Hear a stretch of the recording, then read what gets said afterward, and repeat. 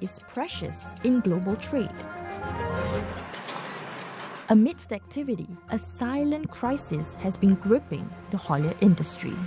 Generally, the trucking industry globally has some of the key issues are high operational costs and high carbon emissions. The biggest one being manpower shortages and the aging workforce. But what if there was a more efficient way to move goods from port to destination? What we're using is something called tour planning. What is this AI model or the machine learning model does to find the best route. So when a container or a truck has to go from point A to point B or point B to point C, the algorithm is able to efficiently predict the best way to move.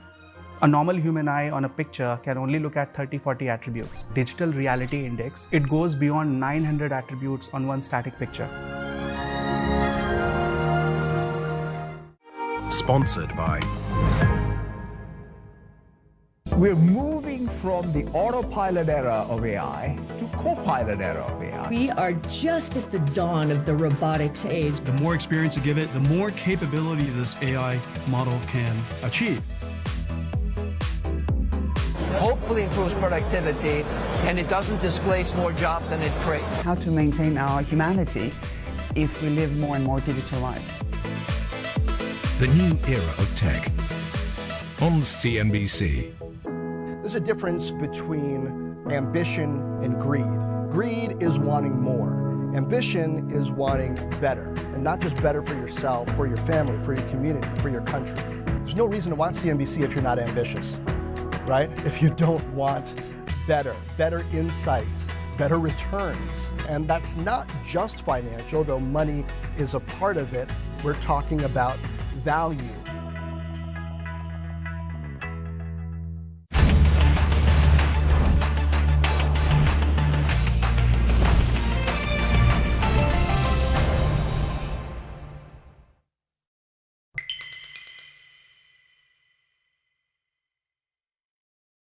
The following presentation is paid by Nikkei. The opinions, views, and claims expressed are those of Nikkei and may not necessarily reflect those of CNBC. Business, technology, culture, sightseeing. If you want to find out what's happening in Japan right now, this is where you'll find it. Channel Japan, a program produced by Nikkei, Japan's leading business media.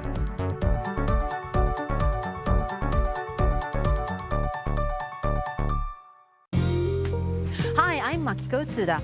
This time I'll be bringing you the show from the International House of Japan in Roppongi, Tokyo. The International House of Japan in Roppongi, Tokyo. Established as a private non-profit organization, its primary mission is to promote cultural exchange and intellectual cooperation between people in Japan and other countries. The main building was registered as a tangible cultural property by the Agency for Cultural Affairs of Japan in 2006. The Japanese garden past the main building was designed by a well-known landscape architect who's considered a pioneer of modern Japanese gardens. Here's what we'll be covering this time. In a festival, a celebration, and a merry meal, we're putting the spotlight on a festival in Fukushima Prefecture's Nihonmatsu City, where one-ton floats carrying massive dolls jostle and clash with each other. A festival, a celebration, a merry meal. This time, we're visiting Nihonmatsu City in the northern part of Fukushima Prefecture.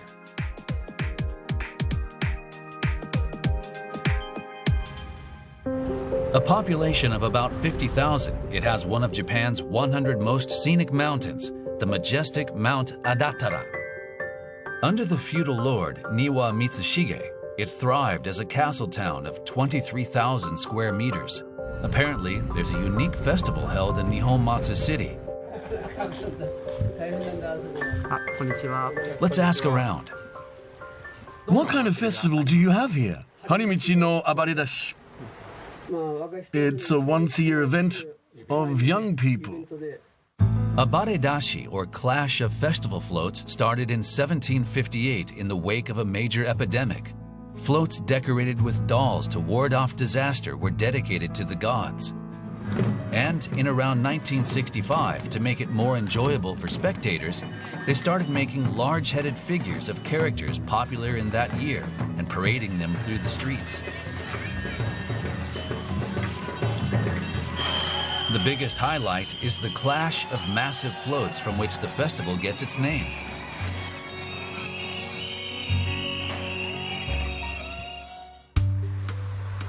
They say there's a person who's been chosen as a leader to make the floats for the first time. Let's go meet him. We heard that he's beyond this hill, but what? It's all the way up the mountain. We can see a building over there.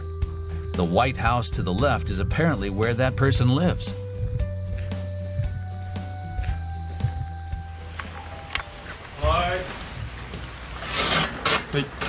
Good morning. Good morning. I'm Hiroyuki Ochi. How old are you? 30. What? 30 years old? He's our star this time. Hiroyuki Ouchi.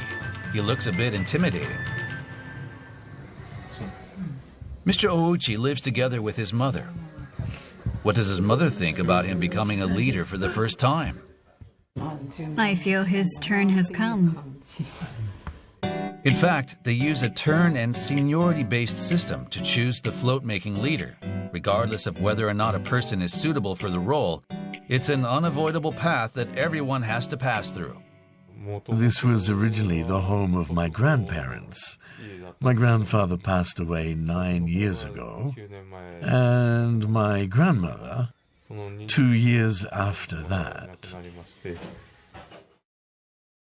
His grandparents, with whom he had lived, passed away in succession. That's not all. And 2 years later, my father died. His father passed away at the young age of 50 years old. I regret I couldn't do something for him for having raised me. It would make me happy if he can see my proud moment as a leader from heaven. 8 in the evening. Where is he off to?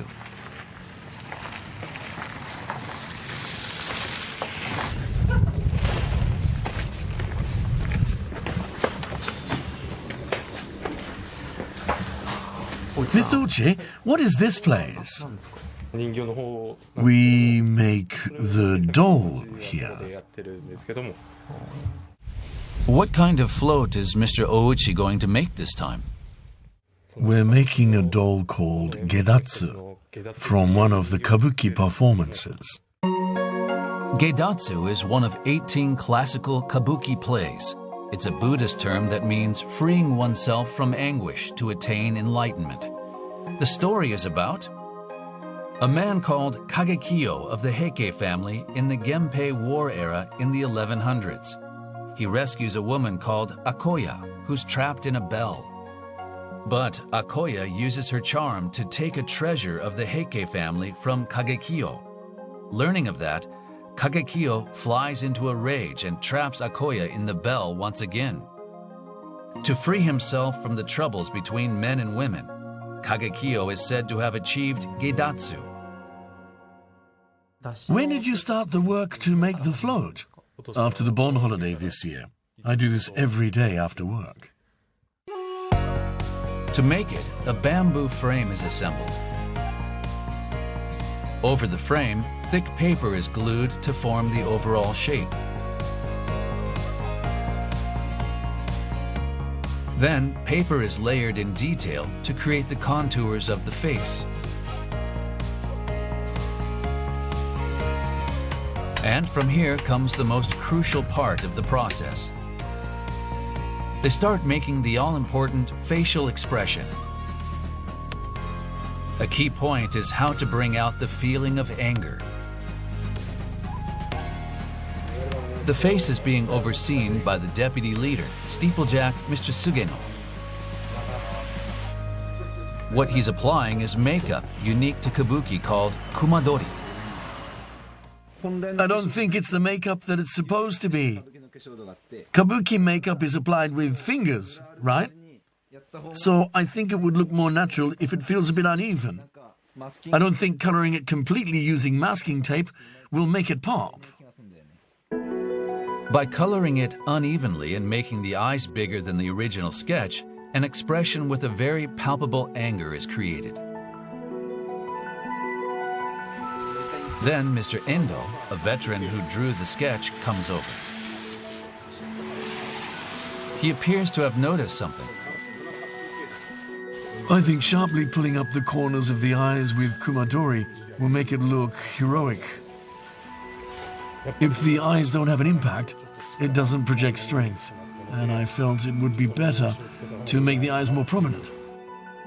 To give it a bigger impact, kumadori is applied on the bags under the eyes. There's clearly a difference. It appears the boiling rage of Kagekiyo has become even more prominent. 50 days have passed since the work began. The face colored with the kumadori makeup is quite intense. To give it an even bigger impact, they also get creative with the hair. He takes out rope used in gardening. We're going to bind the hair and stick it on. Using rope, they express the rugged texture of the hair. And to give it more volume, the hair is bound, which also creates a sense of movement.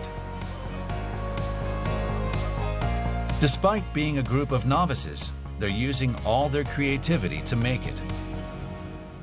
And finally, they move on to putting the finishing touches to the doll. It's dressed in clothing made from massive pieces of cloth. This was actually specially ordered by Mr. Ouchi and tailored by a local kimono shop. We'll use 20 centimeters from this to make a satchel. Finally, once the kimono is decorated with what's called cutting sheets, the doll is finished. The production period was about 2 months. It's a masterpiece they dedicated every day without rest to make. Kagekiyo's expression of rage at being tricked by Akoya. His eyes are wide open, and his eye bags are accented by kumadori makeup. His mouth also has makeup. There's a sense of vigor, almost as if he's about to start moving at any moment. Mr. Ouchi supported everyone behind the scenes and played the role of leader in his own way.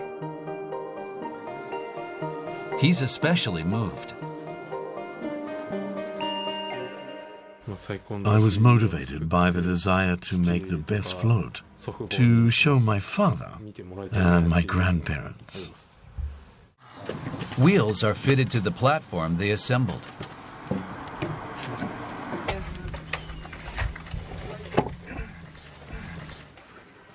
There's no wobbling. These wheels have apparently been passed down through the generations. An hour after they're attached, the platform they spent the day building is completed. What are you going to do now? Next, we're going to lift the doll on top of the tower. What's that? It looks like a hook. It weighs about 200 kilograms. If they make a mistake, all their hard work over 2 months will go down the drain.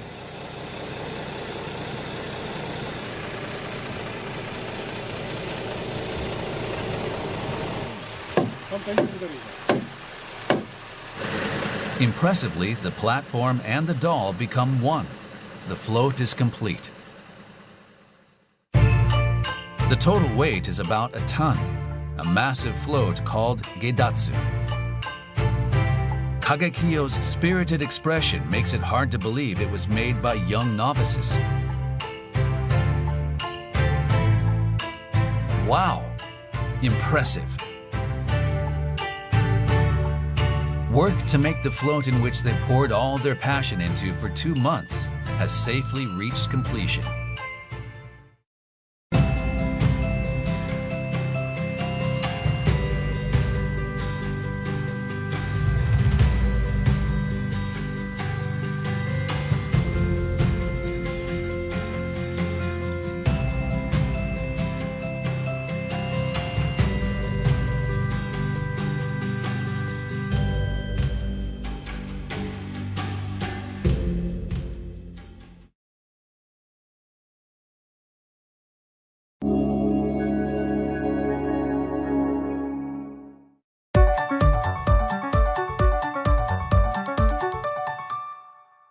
You're watching Channel Japan.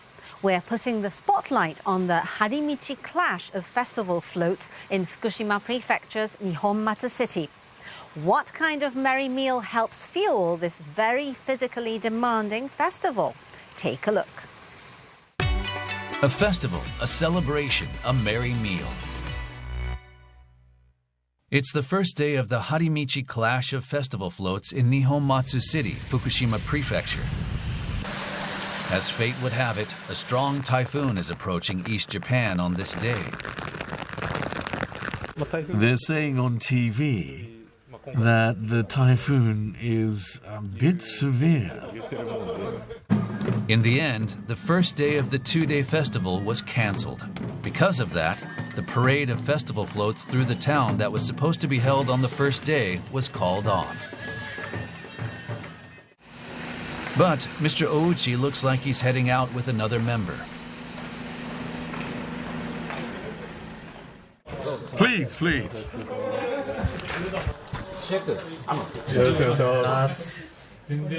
What is he doing? What are you doing? It's called Yadomawari, and we pay our respects to the youth associations of each district. Yado Mawari is a tradition of going around to the other 6 districts to pay their respects. The festival is a clash where one mistake could lead to major injuries. As mutual cooperation is essential, going around to pay respects is indispensable. Ensuring the safety of the festival is also a big role of the leader. There's also one other custom.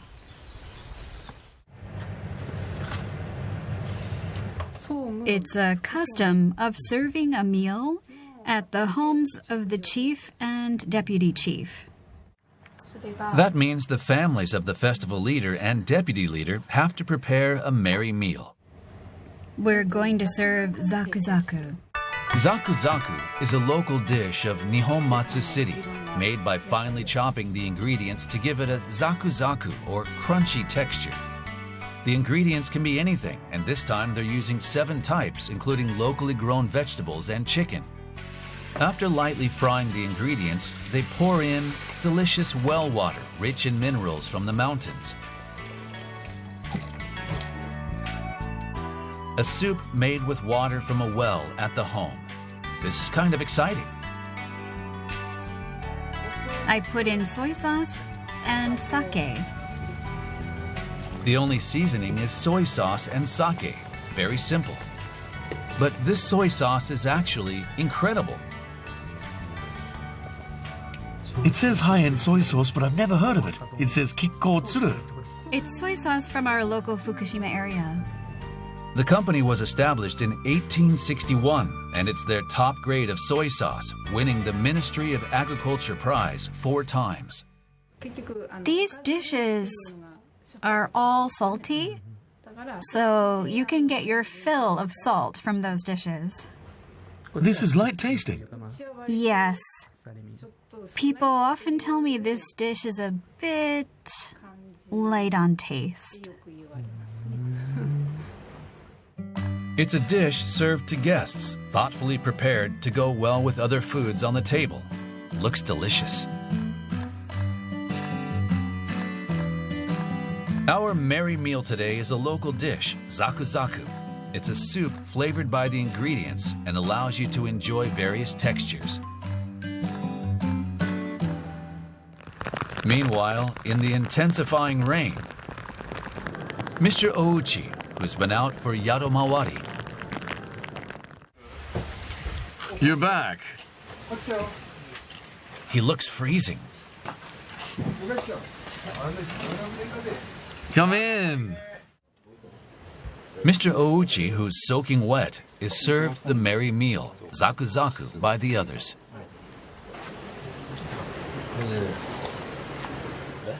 Oh, it warms me up. This is the zaku zaku everyone talks about. It's delicious, isn't it? So good. The following day, the sky is clear. Bells signaling the start of the festival ring out across the town. Take a look. The float that Mr. Ouchi and his team built for 2 months is finally on the move.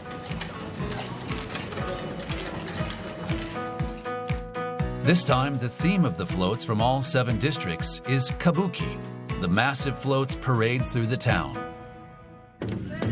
Dressed in a white kimono with pine trees and big hair that draws attention is Toneri Matsuo Maru. With its prominent red hair blowing in the wind is Akagashira.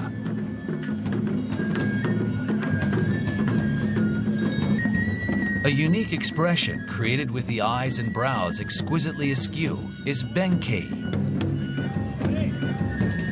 Eye-catching with a massive umbrella more than 2 meters wide and purple headscarf is Ame no Goro. Designed to give it a striking look, with not only the face, but the whole body painted red is Genkuro Gitsune. And made by Mr. Ouchi and his team is Kaneiri Geidatsu no Kinu, an absolutely stunning doll with Kumadori makeup to give it an undeniably heroic look. Finally, with eyes, pipe, and kimono, all in a gold color, is Ishikawa Goemon. These 7 floats will clash in the festival's main event. A true spectacle. Then, Yo, we're going this way. Work together. We're turning it. on this day, Mr. Ouchi is shouting loudly, as if he's a different person. Push! The streets that the float parades through actually have some narrow sections. Paying careful attention to keep it from hitting anything around and giving precise instructions is also an important role of the leader. It's finally the main event, the clash of festival floats. Removing their clothes worn during the parade, they change into sacred white attire. Ready? You can do it. Miyaki, let's go!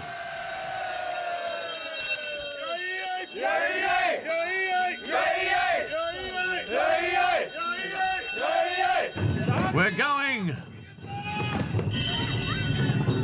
During the clash, the leader's role is to calculate the space between the two floats and signal to start at the best timing.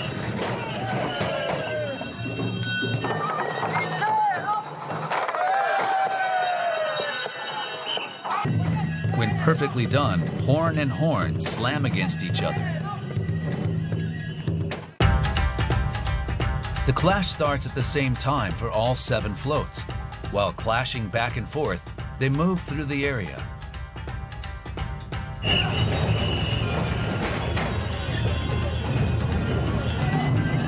From behind, Ishikawa Goemon charges repeatedly.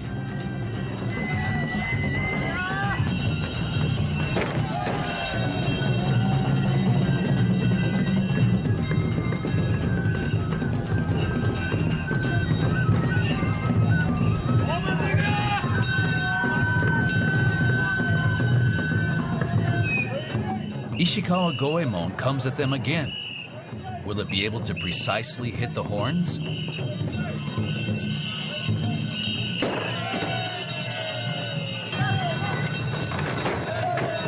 It has momentum but doesn't land. We're turning it! To fire up his team, Mr. Ouchi directs them to turn the float. Will it hit its mark this time?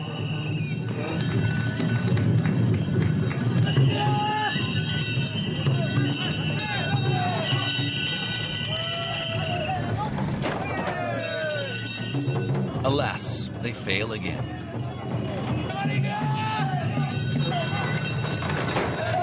They can't quite get the horns to hit.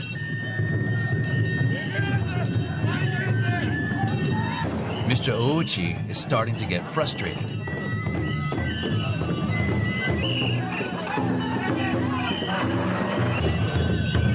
Let's go! Ready?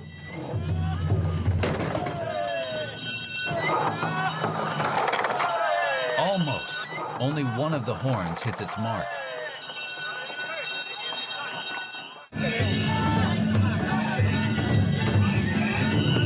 Just 5 minutes remain until the clash ends. They put everything into the next attack. We're going to get a running start.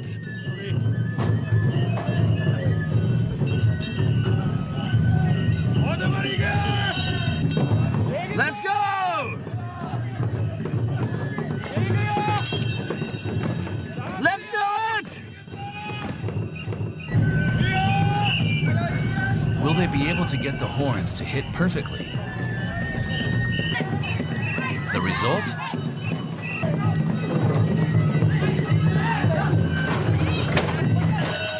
Impressively, the horns hit their marks exactly.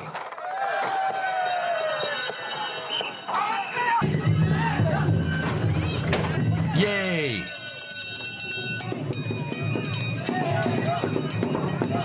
Mr. Ouchi, filled with a sense of achievement, looks happy. Initially, he seemed to be gentle and calm, but he's now a strong leader.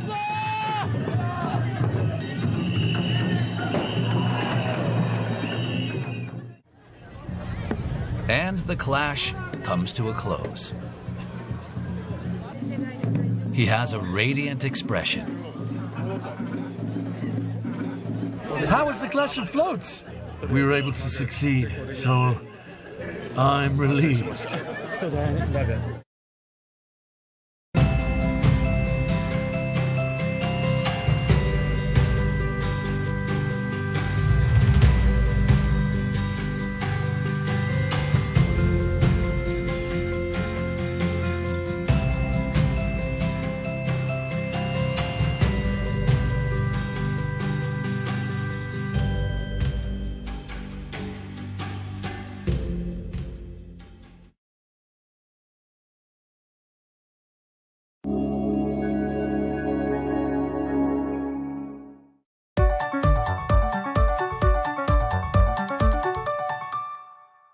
The International House of Japan also has hotel rooms and halls for weddings and other events. Here's a quick preview of our next show.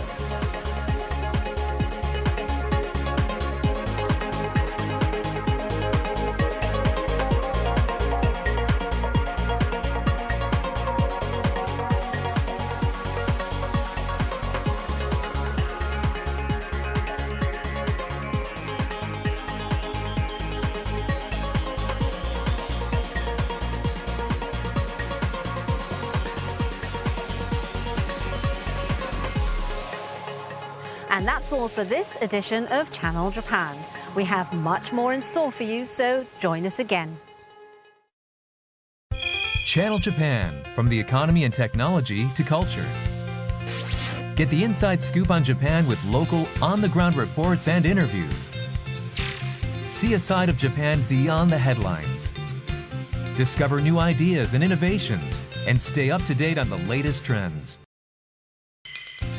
Channel Japan, a program produced by Nikkei, the leading source for Japanese business news and information. See you next time. Asia, home to the world's biggest markets, fastest growth, and many of its most dynamic companies. Doing business on this complex continent demands accurate, reliable information about those companies, their sectors, and the environments in which they operate. Now, Scout Asia, a new service from Nikkei and the Financial Times, brings that knowledge to you. With our database of more than 700,000 companies across 24 territories, you can build detailed corporate profiles, even on the private firms that are vital to understanding this region but are often hidden from view. Researching companies, their connections, and their real-life business context has never been easier. And with our archive of more than 2 million news articles and research reports, you can monitor all the companies and sectors that matter, so you never miss critical developments.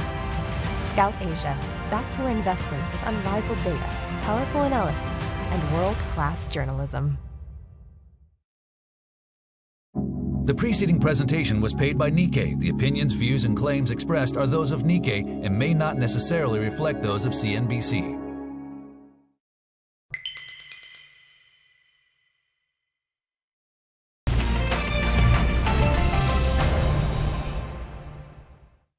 You want people to trust their money. This is the market that we're operating in. They need to drive their plans forward. They need to pursue new business opportunities. You're always better off having a fortress balance sheet. Prudent fiscal policy can contain debt. You're going to take less risk to get to your target now more than ever before. Making sense of the global economy. CNBC. I strive to be intellectually ambitious. I want to be making connections, finding the right data so I can help our viewers see around corners. I'm based in Los Angeles, and talking to VC investors or Hollywood executives, I have a unique perspective on what's going on in this incredibly fast-changing world. I love being a business reporter. In covering technology, I'm reporting on change. Ambition can create change.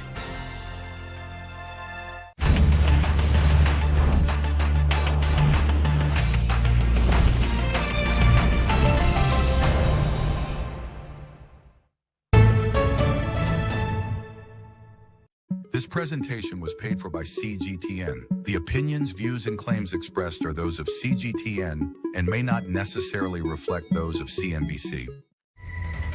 Economy, innovation, culture, exploration. Discover the vibrant pulse of China's economy and dive into the rich tapestry of its culture. Embark on a journey of exploration with Meet China. Here, your journey begins.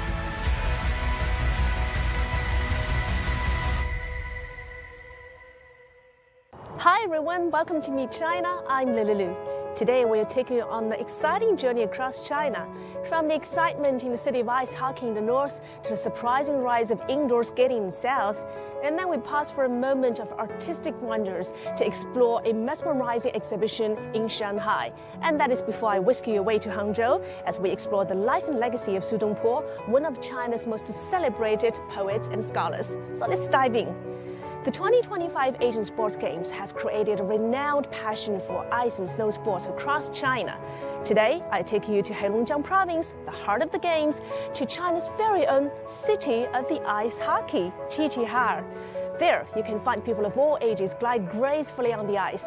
We will explore how the city leads in innovations in skate production and how it turns its ice culture into an economic growth driver.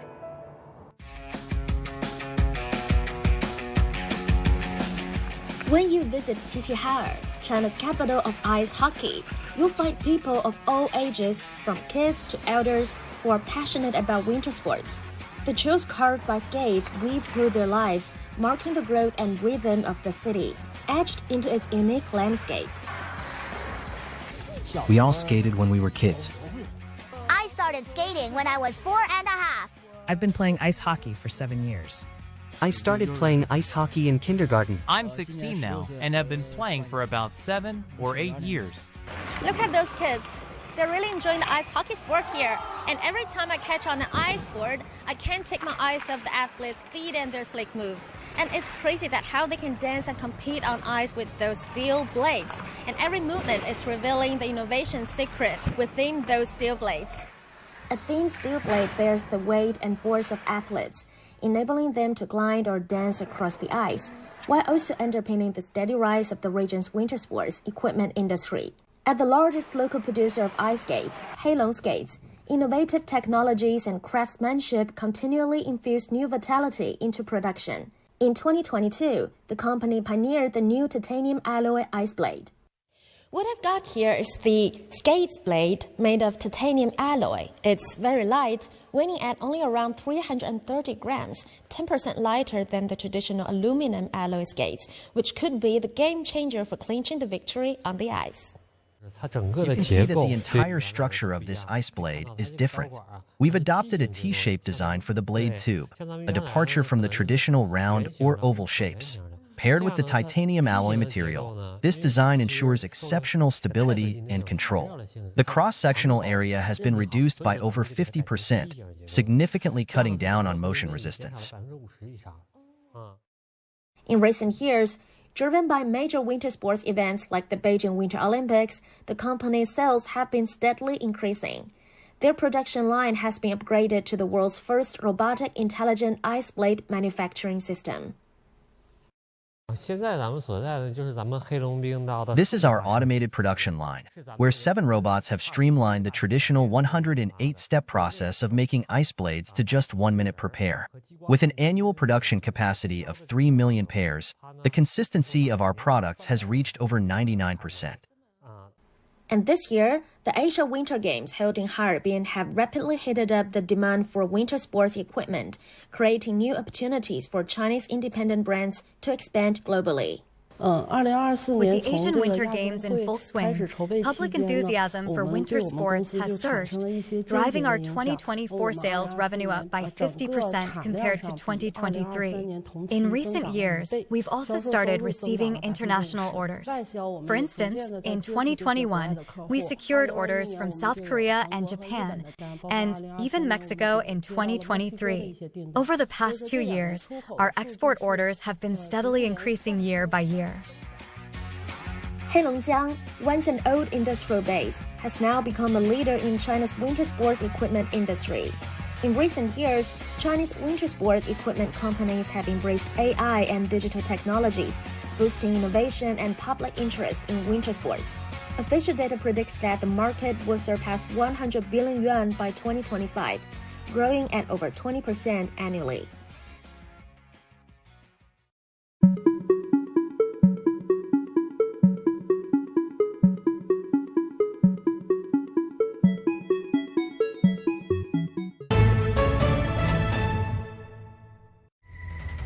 Economy, innovation, culture, exploration. Discover the vibrant pulse of China's economy and dive into the rich tapestry of its culture. Embark on a journey of exploration with Meet China. Here, your journey begins.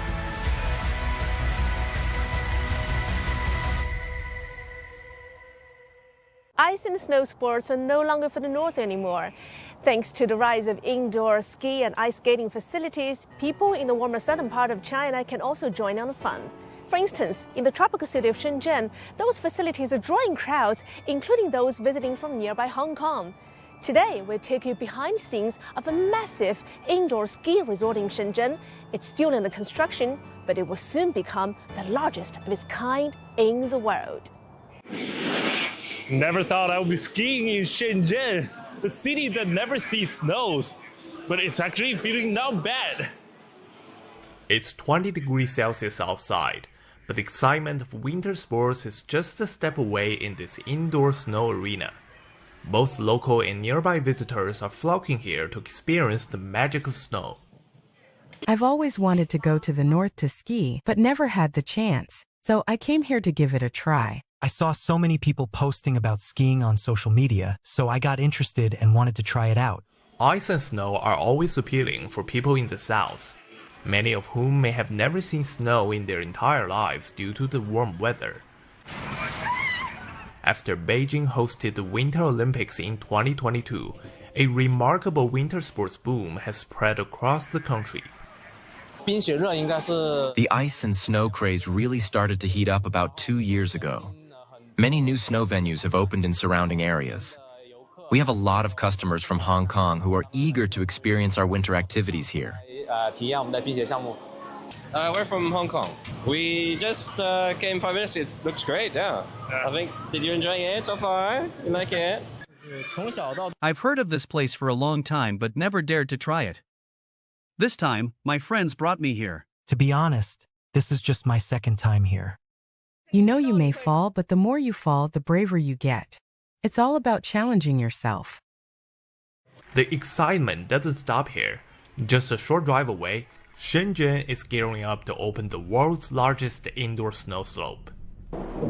It reminds me of the jumping platform of Beijing's Winter Olympics, but it's actually way bigger than that.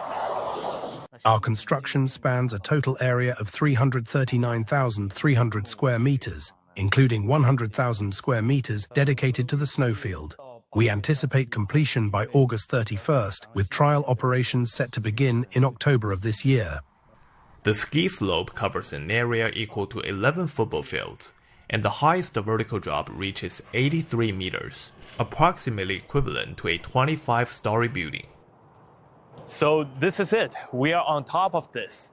And this is going to be the station of the drag lift. And these are the ski tracks. And there's going to be 3 of them. The longest one is this one, 446 meters. The Snow Wonderland was built with an investment of 30 billion yuan, or $4.2 billion US.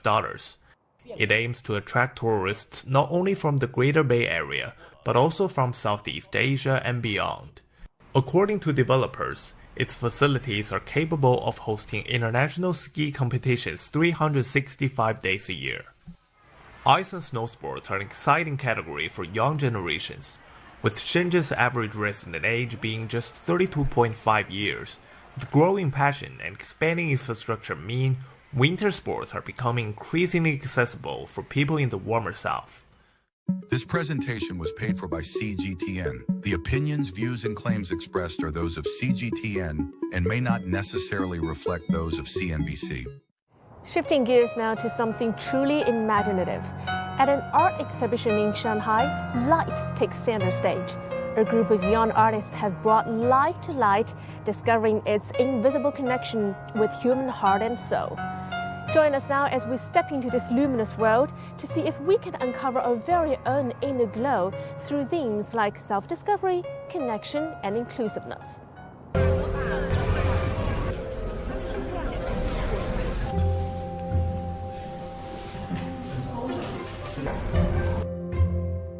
My name is Echo. I am an educator and a sociologist. I started a project called Thousand Lights. It's a public art exhibition project and also a public education program. The name of the exhibition is quite interesting in Chinese. It is called 种种光. It actually has a double meaning. First of all, it means diversity of lights. A lot of people's lifestyle, a lot of people's dream, and a lot of people's wishes. And also, it has a second pronunciation in Chinese, which is 种种光. And it actually means planting the light in people's heart. That's what I believe education should be. Light, well, it's up to interpretation for everyone. For some people, it means kindness, it means love, it means warmth, capture the smallest moments in life. It can also mean bringing more conversation, diversity, and inclusion. In this public art exhibition, I use a lot of color. The color is a representation of many, many people's lights in their hearts, their dream in the future. Also, the color represents different languages. We use our verbal communication, use our body language, which means action, to put our dream into reality. This generation of young people have more opportunity and more potential to thrive. Wealth actually means different things for them now. My greatest wealth is my ability to perceive beauty. I think it should be relationships. Feeling the connection between the real world and theater. They want to find different goals in life. So having a bucket list is very important for them to do the practice backwards, to see, what do I want to do now? My biggest wish is to have a self-sustaining piece of land. To create a timeless masterpiece.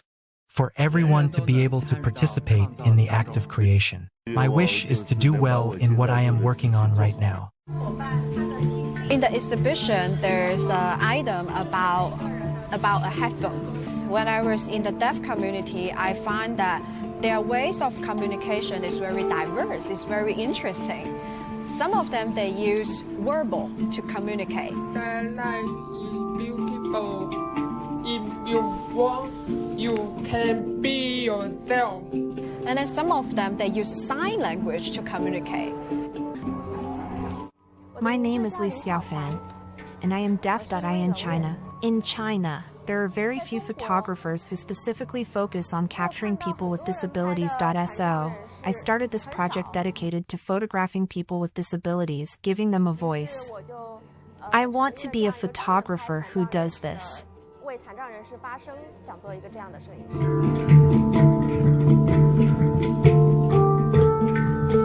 Everyone's aspiration to pursue happiness is equal. I want to create a safe space for everybody to be able to have conversation. In lights, we don't really have discrimination or we don't have barrier in lights. Creating lights is actually create a barrier-free zone to bring in a lot of people together and to create a union and create connection. I started this project because I was asked by one question. Take a moment to think about this. When you reach 80 years old, what are the things you would regret not doing? And then I want to come up with my own answer. The real message is that, no matter your age, you always have the courage and opportunity to start anew. I listen to a lot of people's life stories, how they are living their life and their pursuit of happiness. I started to reflect of myself, what happiness looked like for me, and what education really means to me. It's not about just getting into a good school and then getting a good job and then I can have a good life. Life is not that simple, but it can be simpler in some way. In today's world, we are so busy with our everyday lives and then busy with work. But when we are walking on the street, sometimes it's very easy to neglect the birds were singing. Didn't really see a lot of connection that's happening. My ideal social environment is that everybody can feel safe. Everybody have a kind intention and being able to be open to accept different perspectives. So I believe everyone is a magician and everybody can shine in their own color. We all have a lot of potential inside of us. What we need to do is actually have a conversation with our inner self and then bring this conversation into our action. Do more good for our own self and then to do good for our own community.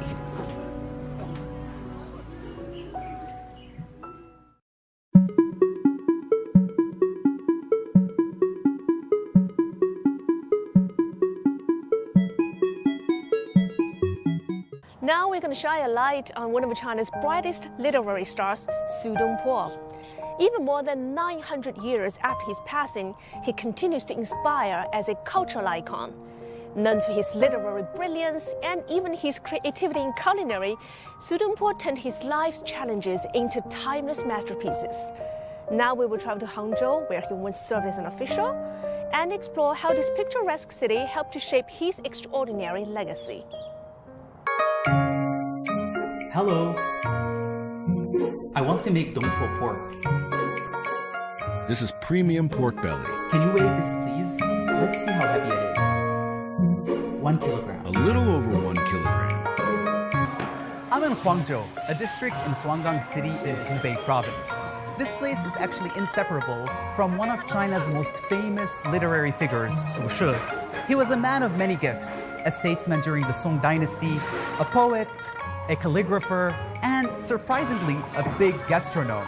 And even though he lived here for just 4 years, he left a legacy that still stands to this day. And so over the next few days and over food, I will be learning more about his life in Huangzhou and how his bittersweet experience here changed him forever.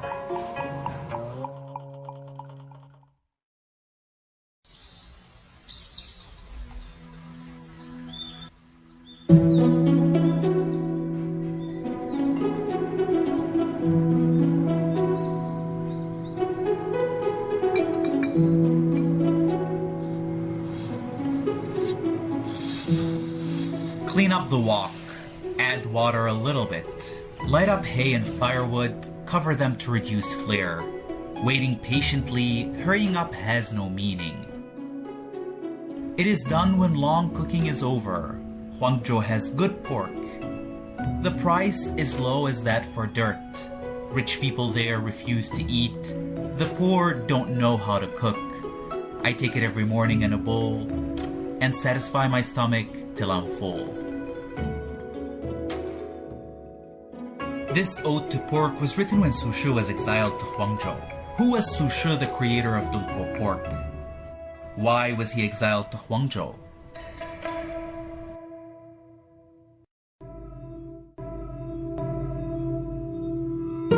Su Shi was born into a renowned family of literati in Meishan, southwest China's Sichuan. Su Shi, his father Su Xun, and his younger brother Su Zhi were known as the Su Trio and part of the 8 prose masters of Tang and Song dynasties. Su Shi's life looked promising. In his late teens, he passed the imperial examinations with flying colors, and his poems attracted much attention from academics, officials, but also the emperor himself. Su Shi was a versatile writer in China, proficient in poetry, lyrics, prose, and essays, and he excelled in all of them. Those who come after can build a high peak, but you cannot surpass them.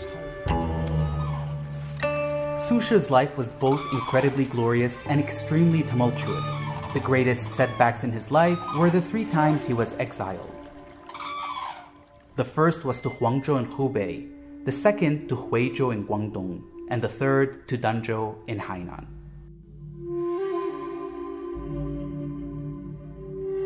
In 1079, Su Shi clashed with the reformist faction over policies he believed were harming commoners. This led to the Crow Terrace poetry case, the first literary prosecution in the Northern Song dynasty. Consequently, after the infamous Crow Terrace poetry case, he was demoted and exiled to Huangzhou. When Su Shi first arrived in Huangzhou, he stayed at Dinghui Monastery. One sleepless night, he tossed and turned in bed, eventually getting up and going outside. It was then that he penned the famous poem Bu Suanzi. From a sparse plane tree hangs the waning moon. The water clock is still, and hushed is man. Who sees a hermit pacing up and down alone? Is it the shadow of a fugitive swan? Startled, he turns his head, with a grief none behold. Looking all over, he won't perch on branches dead, but on the lonely sandbank, cold. Su Shi was advocating for the people. He needed to speak frankly. He needed to tell Emperor Shunzong the truth about the life of the common people and the reality of their situation, even if he risked being exiled. This is the integrity of a statesman, the integrity of Su Shi.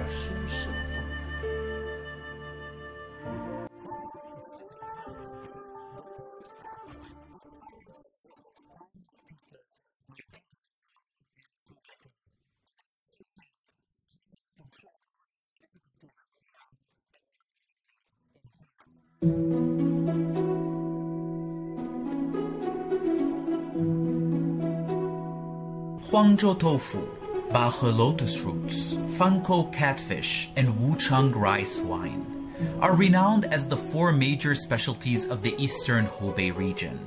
Huangzhou tofu has been famous since ancient times, and the gourmet Su Shi was quick to appreciate it. In 1081, with the help of a friend, Su Shi acquired about 50 acres of abandoned land to farm in Huangzhou. He planted soybeans in front and behind his house, and ground them to make tofu.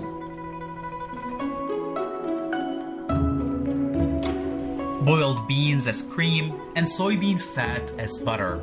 Burning oil candle as lighting, and pouring honey wine for drink. All things come from poor families, who however have nothing from the beginning till now. The poem mentions that all the wealth in the world is created through labor. During this period, Su Shi transformed from a government official to a farmer. Because this land is called Dongpo, so he christened himself Dongpo Jushi. What does this transformation signify? Nadim, I want to ask you a question. Are you asking me or am I asking you? I'm asking you. Ask away. Suppose you, like Su Dongpo back then, arrived in Huangzhou alone. What would you think? I don't know if I would be okay with it. Su Dongpo was very diligent. He even thought he might live in Huangzhou for the rest of his life. Just like growing vegetables, he took root in Huangzhou. Exactly. He became a native of this place. So the name Su Dongpo was a profound change for him. I genuinely think that what makes him different than others, including myself, is that he's always thinking about everything that's happening around him and looking inwards to see how he can react. And I think that the ending of it, the ending of it is that he doesn't have to be always happy when there's something bad happening or sad. He just have to look at it and analyze it from a very objective point of view. And I think that's what I appreciate about Su Dongpo. In 1082, Su Shi was caught in a spring rain in Huangzhou, which inspired another classic masterpiece, Calming the Waves. Calming the waves.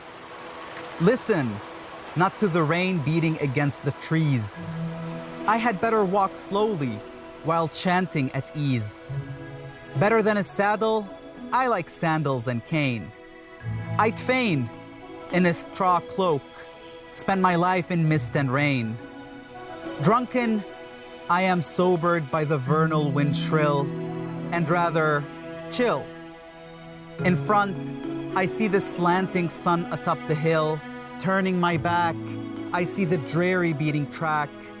Let me go back, impervious to rain or shine. I will have my own will. From Busuanzi to Dingfangbo, Su Shi embarked on a more open and detached journey in life, responding to his past with answers from a higher perspective.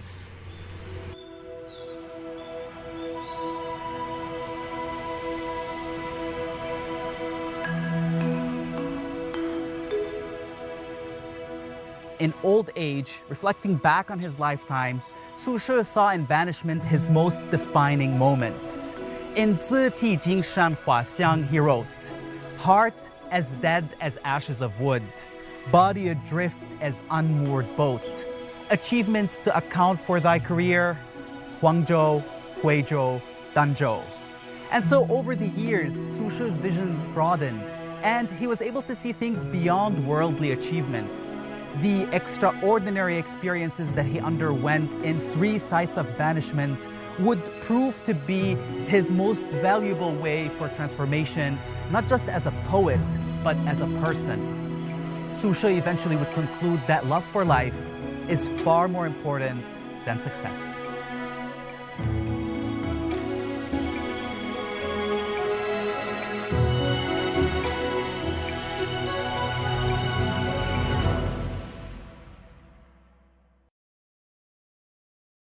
Here's a wrap for this edition of Meet China. From icy adventures to artistic wonders to literary legends, the stories that we have shared with you today highlight the creativity and cultural richness that shape modern China. Join us next week for another fascinating journey across this incredible country. I'm Lulu, and I can't wait to see you next week. Economy, innovation, culture, exploration. Discover the vibrant pulse of China's economy. and dive into the rich tapestry of its culture. Embark on a journey of exploration with Meet China. Here, your journey begins.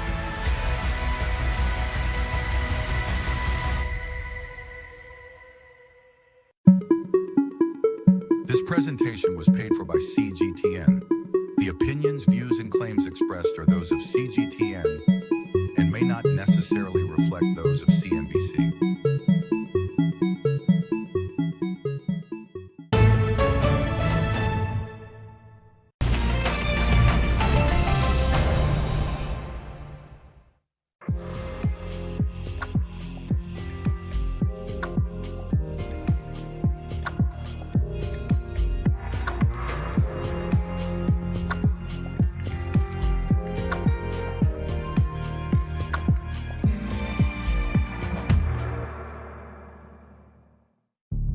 Good money. Everything seemed legit until it wasn't.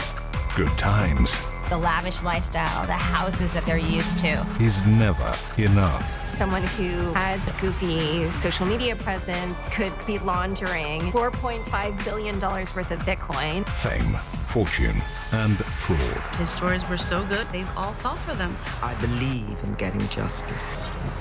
American Greed on CNBC.